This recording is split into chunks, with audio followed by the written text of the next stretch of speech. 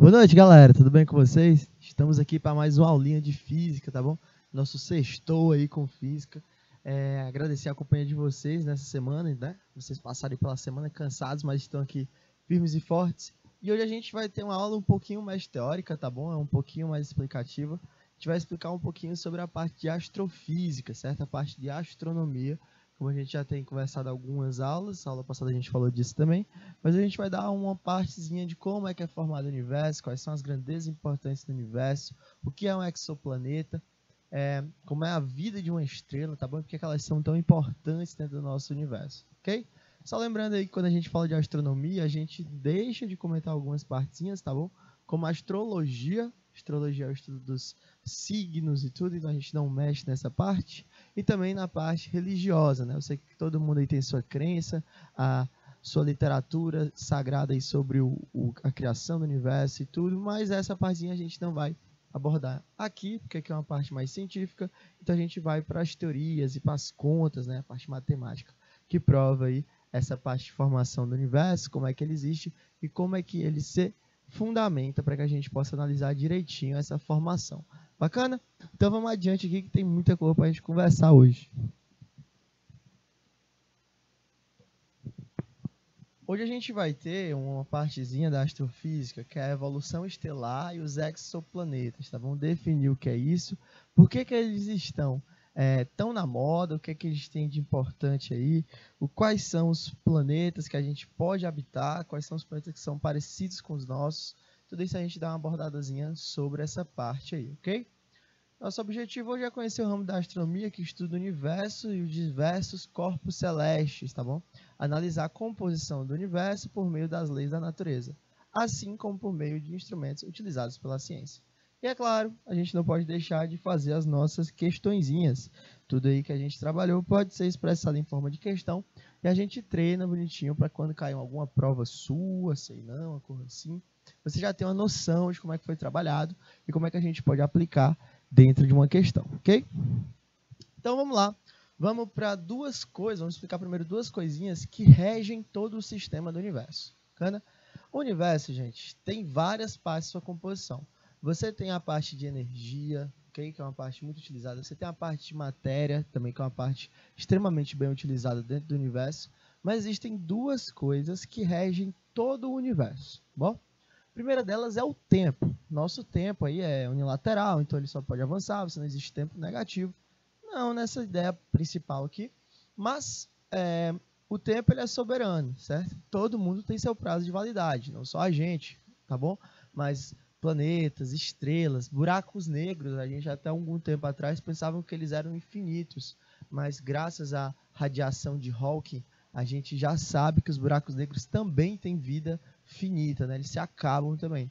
Então, até o próprio universo ele tem um tempo de validade, um prazo de validade, para que ele possa chegar ao seu fim, né? Então, a gente tem toda essa ideia aí do tempo ser soberano ao sistema. A outra parte soberana ao sistema, que manda no sistema, é a gravidade, ok? E a gravidade ela é um pouco mais interessante por ela ser um pouco mais prática. A gente consegue definir gravidade, estudar as situações que elas representam e entender como é que funciona a gravidade, como é que se calcula uma gravidade, certo? Então, tudo isso a gente pode aplicar dentro do nosso sistema do universo e, claro, entender estrelas, entender planetas, graças a esse campo gravitacional existente, ok? Então, o que a gente tem aí? O que é a gravidade? Bom, para começar a nossa conversa, a gravidade ela é uma aceleração. Existe uma pergunta que às vezes eu faço para alguns alunos, e os alunos fazem uma resposta que não me agrada muito. Claro, a gente está aqui para aprender. Então, o que eu posso falar para vocês sobre a gravidade? Às vezes, eu pergunto para uma pessoa o que é gravidade. E a pessoa fala que gravidade é a força que lhe atrai em direção, né? Ou então, quando eu falo o seguinte ponto, qual é a força que lhe atrai para o chão, né? Por que as coisas caem? Qual é a força que lhe atrai em direção ao centro da Terra? Aí, às vezes, as pessoas respondem gravidade. E eu fico chateado com essa resposta, gente, porque a gravidade ela não é uma força. Gravidade ela é uma aceleração, tá bom? E lá pela segunda lei de Newton, a gente tem que uma força é igual a massa vezes a aceleração do sistema. Bom, a aceleração e força, elas são diretamente proporcionais, elas se relacionam de uma forma íntima, ok? Força e aceleração e força são muito chegadas uma na outra. Na verdade, uma só existe, né, diferente de zero, se a outra também existir diferente de zero. Então, a aceleração da gravidade, ela produz uma força, que é chamada de força de atração gravitacional. Mas a aceleração em si, a gravidade em si, ela é uma aceleração, tá bom? A gravidade é a aceleração produzida a partir de uma força de gravitação universal. Olha o que a gente estava falando. Você tem uma força de atração gravitacional e aquela força produz uma aceleração. Leva, por exemplo, um corpo em direção ao centro da Terra, o choque em direção ao solo. Então, você tem essa força de atração aí. Mas a gravidade, ela é a aceleração, tá bom? A gravidade é uma aceleração produzida por essa força. Então, a primeira ideia que a gente tem que ter sobre gravidade é que ela não é uma força. Ela é uma aceleração, ok? A gravidade de um astro, como a Terra ou o Sol, pode ser calculada com base na lei da gravitação universal. Então, existe uma lei que rege esse sistema todo, que inclusive foi proposta por Newton, tá bom? Foi o tio Newton lá que enuncia essa lei e descreve para a gente o que é essa lei gravitacional universal, tá bom? Mas a gente hoje não vai trabalhar muito essa parte teórica, afinal a gente quer definir gravidade para poder entrar em planetas e estrelas, tá bom? Então essa parte matemática hoje não vai ser uma coisa que a gente vai usar muito. A aceleração gravitacional produzida por um corpo é proporcional à sua massa e à constante de gravitação universal, e também inversamente proporcional ao quadrado da distância de massa até massa. Então, o que ele quer dizer? Que quanto mais massivo for o corpo, olha a nossa figura aqui, você tem um corpo de massa mzão e um corpo de massa mzinho. Quanto mais massivo for o corpo, quanto maior for o corpo, mais massa ele vai ter. Logo, mais ele vai distorcer o universo. Imagina o seguinte fato. Imagina que o universo ele é uma grande cama elástica, certo? Imagina aquela cama elástica que você conhece, aquele tecido preto, aquela cama elástica. Imagina que o universo ele é uma grande cama elástica e você possui duas bolas. Você possui uma bola de boliche e uma bola de sinuca, certo? O que é que você vai fazer com a bola de boliche? A bola de boliche, você vai pôr ela em um determinado ponto da sua cama elástica. Quando você põe a bola de boliche em um determinado ponto da cama elástica, o que é que ela faz? Ela afunda a cama elástica. Ela faz com que você tenha essa vazão, né? Esse oco aí dentro da cama elástica. Quando você põe uma bola de sinuca perto dela, ou em qualquer outro ponto da cama elástica, o que vai acontecer? A bola de sinuca vai correr a caminho da bola de boliche, porque ela é muito mais pesada, então ela deforma mais a cama elástica, isso provoca uma atração. Isso acontece no universo também. O universo em si seria a cama elástica, certo? Aquela malha elástica ali, aquela malha do universo. E aí eu ponho um objeto de massa grande, como por exemplo uma estrela. Então uma estrela que tem uma massa enorme vai atrair pequenas outras esferas que têm massa inferior, tá bom? Como planetas, asteroides, tá bom? Essa região aí toda é atraída pela estrela. Como, por exemplo, o nosso Sol. Nosso Sol aí carrega 8 planetas, planetóides, luas, satélites. Você tem meteoros, qualquer outro tipo de corpo em relação àquele Sol é carregado em função dele, pela grande diferença de massa. Então, ele está distorcendo o espaço, tá bom? Distorcendo o espaço entre eles, e aquela massa pequena vai fazer esse movimento em torno dela, né?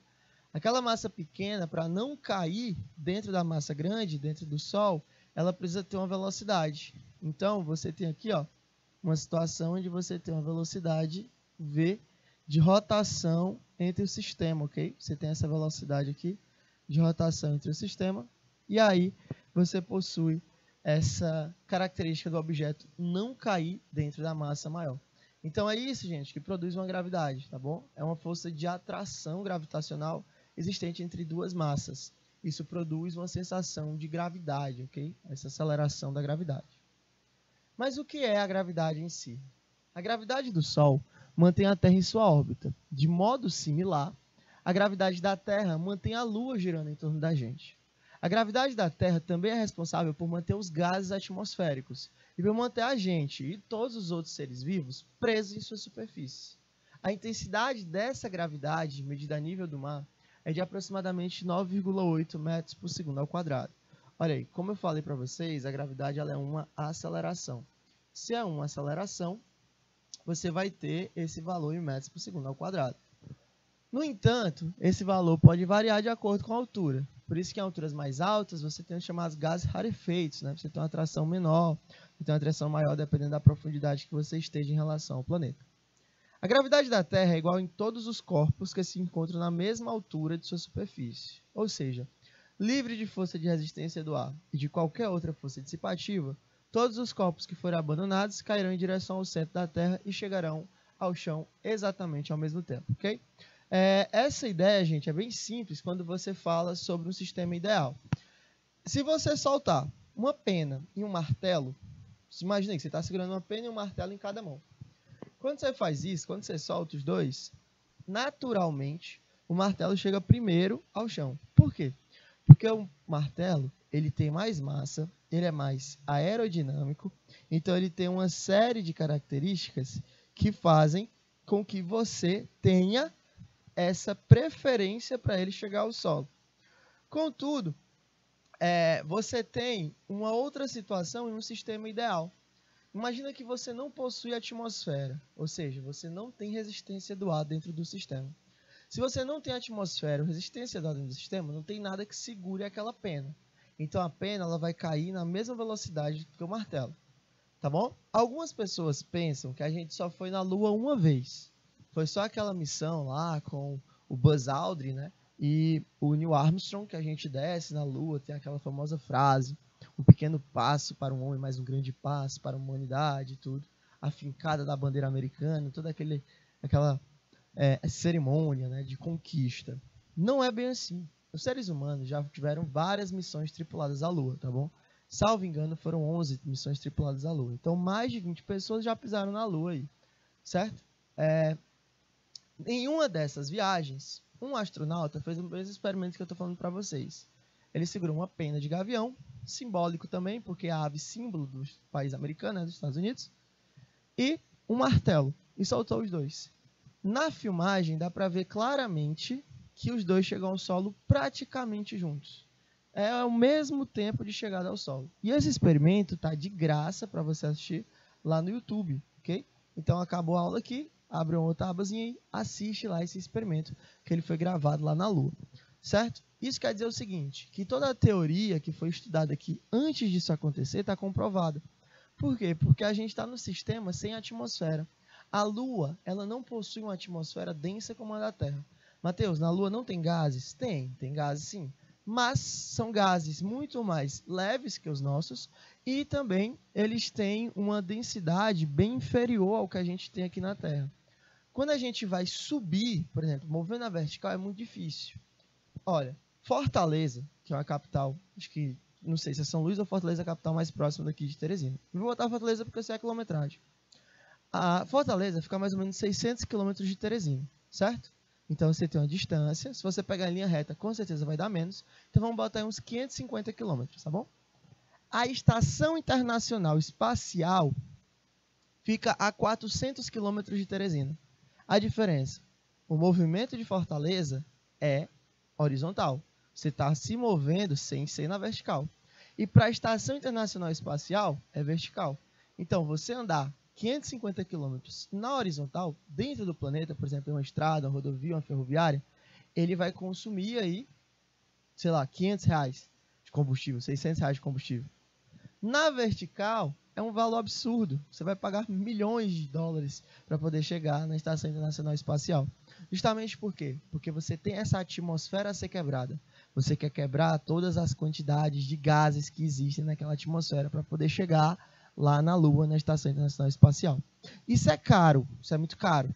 Então, para quê? Você já foi na Lua 10 vezes, 11 vezes, e vi que não tem nada lá. Investigamos a Lua toda, pegamos material, fizemos tudo e vimos que não tem nada lá. Então, para que eu vou continuar gastando para ir para lá? Não faz sentido, entende?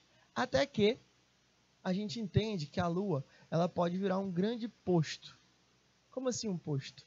Um posto. Você vai até a Lua e da Lua você vai para outros pontos do universo. Por quê? Porque na Lua é muito mais fácil você sair, certo? Então, se a gente conseguir levar vários combustíveis, plataformas e todo um sistema e deixar como a Lua uma base de lançamento, da Lua a gente consegue sair com mais facilidade para pontos mais distantes do universo. Porque você tem uma quantidade de atmosfera totalmente insignificante em relação à da Terra.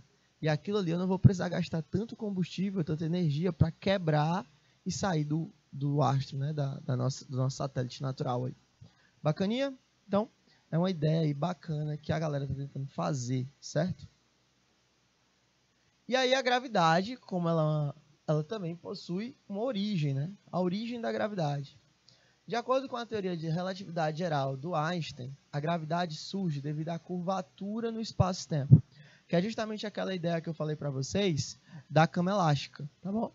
Quando você tem um objeto de massa muito considerável, ela distorce o espaço-tempo, a malha da cama elástica. As equações da relatividade sugerem que a geometria do espaço-tempo é alterada quando na presença de objetos muito massivos, como planetas, estrelas, buracos negros. A figura mostra o efeito da massa dos corpos sobre a tessitura, né, do espaço-tempo. Então, imagina o seguinte, todo esse quadriculado é uma forma de representar o espaço-tempo. A gente sabe que o espaço não é quadriculado assim, mas é só uma forma de você ter uma representação mais simples, ok?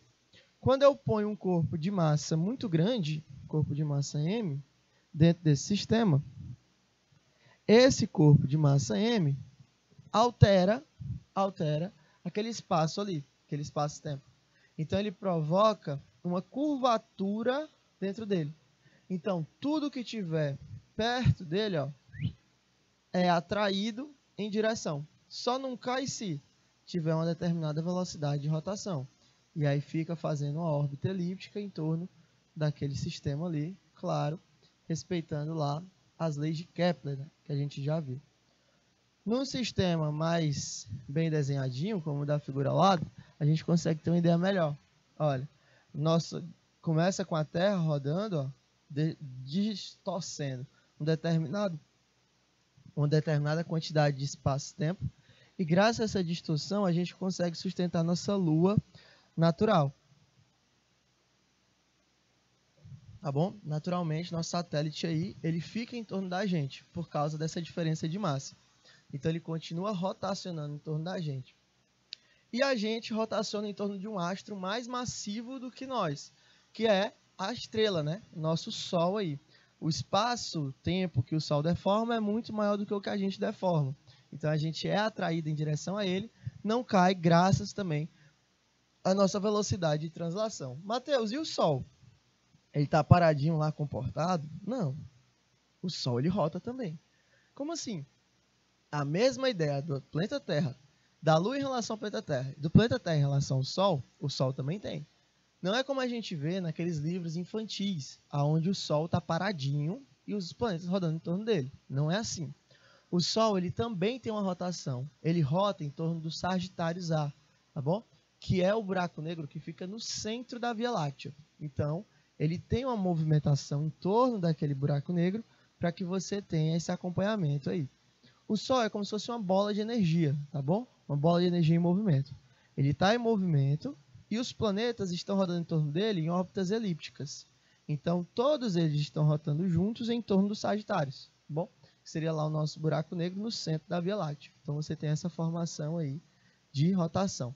Quem deforma mais espaço-tempo, ou seja, quem é mais massivo, quem altera mais a cama elástica, tem prioridade. Bacana? Mateus, e os Sagitários a rota? Essa pergunta é boa. Existem outras galáxias? Claro que existem outras galáxias, tá bom? Por exemplo, Andrômeda é nossa vizinha aqui, a nossa galáxia de Andrômeda, e a gente, daqui a alguns bilhões de anos, vai colidir com ela. Então, como é que vai se comportar? Entende? Tudo isso tem um motivo para existir, e a gente vai dar uma espiadazinha mais tarde sobre isso. Ok? A lei da gravitação universal, que a gente comentou agora há pouco, fala o seguinte. A fim de entender o movimento planetário, Isaac Newton, renomado físico inglês, se fundamentou no modelo heliocêntrico de Nicolau Copérnico para basear os seus estudos. Analisando então o movimento dos planetas, Newton apresentou a explicação na qual mostrava que seu movimento era baseado em uma atração entre os corpos. Perfeito, Newton, genial como sempre. Nesse caso, entre os planetas, segundo Newton. Aí vocês têm aquela velha história de quem? Da maçã, né? Conhecida história da maçã de Newton. O que é que essa história diz pra gente? Diz o seguinte, que o Newton estava um dia tirando um cochilo, embaixo de uma macieira, uma maçã caiu na cabeça dele, ele perguntou, rapaz, por que essa maçã cai? Aí ele resolveu estudar. Então, às vezes só precisa que uma maçã caia na sua cabeça para você começar a estudar, né? Tenta isso um dia. Mas a história verdadeira foi a seguinte. Newton ficou encucado com a comparação. Ele viu uma maçã caindo de uma macieira, isso é fato, e ele se perguntou, por que a maçã cai e a lua, que está lá em cima, não cai na gente? Essa foi a pergunta que o Newton se fez. E foi isso que levou a ele a querer descobrir sobre a lei da gravitação universal, tá bom? Foi isso que incentivou o estudo dele. Então, ele chegou a 3 conclusões muito importantes. O Sol atrai os planetas. A gente teve uma parada muito massa sobre discussão entre modelos geocêntricos e heliocêntricos que acabaram com algumas pessoas até pegando fogo, na forma literal de se dizer. Mas o certo é que o universo ele sempre chamou a nossa atenção. Desde sempre, desde o Antigo Egito, desde 10, 15 mil anos antes de Cristo, desde o primeiro ser humano, não seria exagero falar disso, a gente sempre olhou para o céu em busca de respostas, tá bom? Seja para a colheita, seja procurando deuses, seja procurando explicações para fenômenos naturais, mas o certo é que o céu sempre chamou a atenção da gente. Então, foram propostos ao longo da história humana vários modelos que explicavam isso. E, claro, a gente não poderia deixar de falar sobre os modelos que explicam a movimentação terrestre. Então, durante muito tempo, a gente achou que a Terra fosse o centro do universo, modelo geocêntrico. Depois, a gente entra em um modelo heliocêntrico, defendido por Nicolau Copérnico e alguns outros estudiosos. E aí, ele dizia que o Sol era o centro do universo. Hoje a gente sabe que o Sol não é o centro do universo. O Sol mal é o centro do nosso sistema solar. Mas a ideia que ele passou para a gente foi aperfeiçoada ao longo dos anos, né? Se você não muda de ideia, isso é perigoso. O fato de você mudar de ideia, mudar de opinião, mostra que você está evoluindo. Se você acha que uma opinião que você tem é real e imutável, isso é errado, tá bom? Porque você não busca evolução. E a física sempre buscou a evolução. A gente saiu de um modelo geocêntrico, onde a Terra era o centro do universo e rotava em torno dela Sol e Lua, para um modelo que a gente estuda hoje em dia, entendendo o universo todo observável que a gente tem. Mas o certo é que Newton ele puxou 3 pontos principais que contribuíram demais com a evolução dos modelos que a gente estuda. Primeiro, o Sol atrai os planetas. Isso é fato. O Sol, pelo fato dele ser mais massivo, atrai os planetas. Então, Newton observa que alguns movimentos que os outros planetas fazem, o Sol não faz, o que caracteriza a rotação em torno dele. Que a Terra atrai a Lua, tá bom? E isso caracteriza o seguinte fato dele ter aquela parte dentro do sistema. A Terra atrai a Lua, faz com que a Lua também atraia a Terra. E você gera alguns pontos como marés, tá bom? Então você tem essa sensação de formação aí em relação à maré. Outro muito bom é que a Terra traz todos os corpos perto dela. Isso é bom e perigoso ao mesmo tempo. A Terra se relaciona com Vênus, a Terra se relaciona com Marte, com a força de atração, apesar de não ser tão grande, mas existe sim. E também com algumas outras coisas pequenas, como por exemplo alguns cometas, tá bom? Como o famoso cometa Halley, que tem também uma rotação em torno da Terra. Então você teria essa movimentação aí dentro de um sistema, ok? A lei da gravitação universal é uma lei física que, descoberta pelo físico inglês, é utilizada para calcular o módulo da atração gravitacional existente entre 2 corpos adotados de massa. Então, a gente fala justamente essa parte aí, né? A gente disse, olha, realmente existe essa força, como é que funciona ela? Tem uma equação. Só como eu falei para vocês, na aula de hoje, o importante não é a parte algébrica. A parte da ideia é muito mais importante para que a gente tenha essa aula hoje. Além disso, a respeito da terceira lei de Newton, conhecida como lei da ação e reação, a força de atração é igual para dois corpos interagentes, independente de suas massas. De acordo com Newton, dois corpos atraem-se de uma força que é diretamente proporcional ao produto de suas massas e inversamente proporcional ao quadrado da distância. Para quem quer saber a equação é essa aqui, ó. Força é igual a constante gravitacional vezes a massa do maior vezes a massa do menor pela distância ao quadrado. Logo, logo, a gente vai ter uma aula só para explicar ela. Mas, por enquanto, não é necessário ficar, meu Deus, que equação é essa? Qual é a fórmula? Onde é que eu vou usar? Não tem necessidade disso aqui ainda. É só para vocês terem uma ideia de que ela existe e que ela funciona exatamente como Newton falou. Diretamente proporcional ao produto de suas massas, inversamente proporcional ao quadrado da distância. Então, você teria essa situação aí dentro de um sistema. E essa força de atração não existe apenas entre planetas, tá bom? Sempre lembrar disso aí, que não vai existir apenas entre planetas. Existe também entre alguns corpos, na verdade não, existe também entre todos os corpos que estão sendo influenciados pela massa da Terra. Como, por exemplo, uma nuvem. Como assim uma nuvem? A nuvem, gente, ela tem uma massa, não tem? Se a nuvem tem uma massa e está dentro do nosso sistema, então ela também sofre a ação dessa força. E qual seria o peso de uma nuvem? Vamos primeiro diferenciar. Né? Massa é diferente de peso.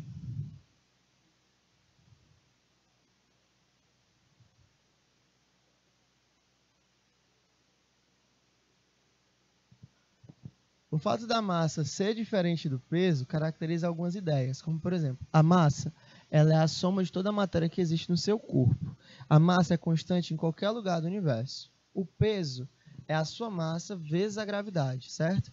Então, essa situação aí é diferente. O peso é a força de atração que existe entre um corpo externo ao centro do planeta. Formado por gotículas de água e gelo que flutuam sobre o ar quente, as nuvens podem apresentar uma massa bem elevada, a qual é comparável ao peso de vários elefantes. Se você acha que a nuvem é fofinha, que a nuvem é uma coisa que parece um algodão doce, você está completamente errado. Uma nuvem é muito pesada mesmo, porque ela é feita de água, gente. Imagina você levantar uma bacia de água, já é uma coisa absurda. Levantar uma piscina de água, você não consegue. Imagina você levantar 500 toneladas de água. Isso é uma nuvem, tá bom? Então, para vocês terem uma ideia, a nuvem ela é muito pesada. A massa de uma nuvem pode ser determinada a partir da densidade da água presente em cada tipo.